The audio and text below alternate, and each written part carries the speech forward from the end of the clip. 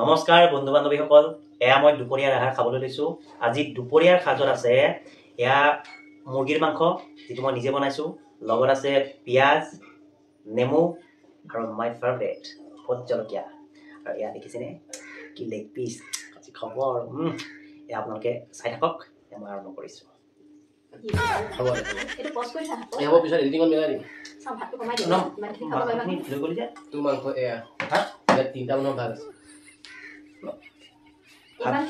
ইমানখিনি খাব নালাগে, বেমাৰ হ'ব দেই।